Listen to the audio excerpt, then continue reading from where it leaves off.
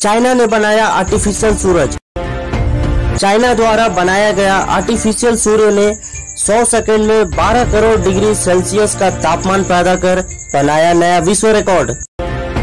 चीन के आर्टिफिशियल सूर्य तापमान और चमकने के मामले में असली सूर्य को भी पीछे छोड़ रहा है।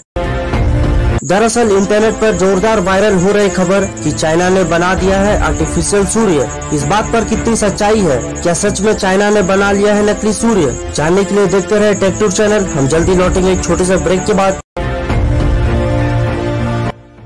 सुनो क्या? अबे रुकना, क्या जल्दी है तेरे को? तूने कुत्ते की टट्टी पे पैर रख दिया। जानती हूँ, और ये भी कि मेरे बुरे वक्त में तुम थे मेरे साथ। इसमें मेरी क्या गलती? कुत्ता हक के गया, मैं थोड़ी हक के गया। वैसे भी मैं तो छोटा नहीं हकता हूँ। पर सिर्फ टिकटॉक। अंत में मैं बस यही कहूंगा, टिकटॉक और कोरोना एक ही देश के बीच है। स्वागत है आपका एक बार फिर से छोटे से ब्रेक के बाद। इंटरनेट पर लगभग सभी न्यूज वेबसाइट्स ने ये कवर किया है कि चीन ने बना लिया है नकली सूर्य। आइए जानते हैं क्या है पूरी सच्चाई। चीन के वैज्ञानिकों का कहना है कि उन्होंने आर्टिफिशियल सन का निर्माण करने में सफलता हासिल की है। दरअसल हम इसे आर्टिफिशियल सन नहीं कह सकते क्योंकि ये हमारे असली सूर्य को कभी रिप्लेस नहीं कर सकता।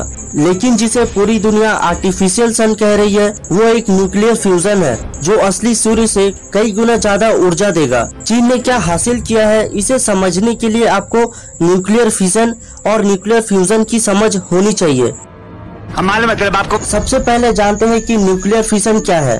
न्यूक्लियर फिशन वो प्रोसेस होता है जिसमें एक एटम का न्यूक्लियस टूटकर कई छोटे छोटे लाइटर न्यूक्लियाई में कन्वर्ट हो जाता है। पृथ्वी पर मौजूद सारे न्यूक्लियर रिएक्टर्स में न्यूक्लियर फिशन का ही इस्तेमाल होता है। इन रिएक्टर्स में आमतौर पर यूरेनियम 235 और प्लूटोनियम 239 का ही इस्तेमाल होता है क्योंकि ये फिसाइल मटेरियल होते हैं।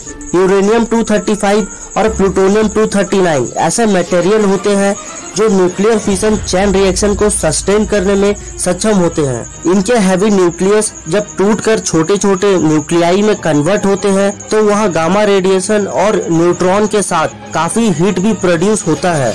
इस हीट का इस्तेमाल किया जाता है स्टीम टरबाइन को चलाने के लिए जिससे इलेक्ट्रिसिटी प्रोड्यूस होता है। पर न्यूक्लियर फिशन के साथ परेशानी यह है कि इस प्रोसेस में काफी मात्रा में रेडियो एक्टिव वेस्ट भी मिलता है जो हमारे प्लेनेट के लिए बहुत ही हार्मफुल है। साथ ही इसमें काफी खतरा भी बना रहता है। चेरनोबिल इंसिडेंट 1986, SL1 एक्सीडेंट 1961 और भी काफी इंसिडेंट हुई है जिसने काफी तबाही लाई थी।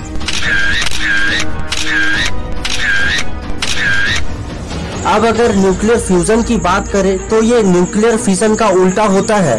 ये ऐसा प्रोसेस होता है जिसमें कई सारे लाइटर न्यूक्लियस मिलकर एक हैवी न्यूक्लियस का निर्माण करते हैं जिससे काफी मात्रा में हीट और एनर्जी प्रोड्यूस होता है। हमारे सूर्य में भी न्यूक्लियर फ्यूजन रिएक्शन होता है जिसके कारण सूर्य इतना हीट और लाइट प्रोड्यूस करता है। सूर्य के अंदर हाइड्रोजन न्यूक्लियाई फ्यूज होकर हीलियम न्यूक्लियाई का निर्माण करते हैं।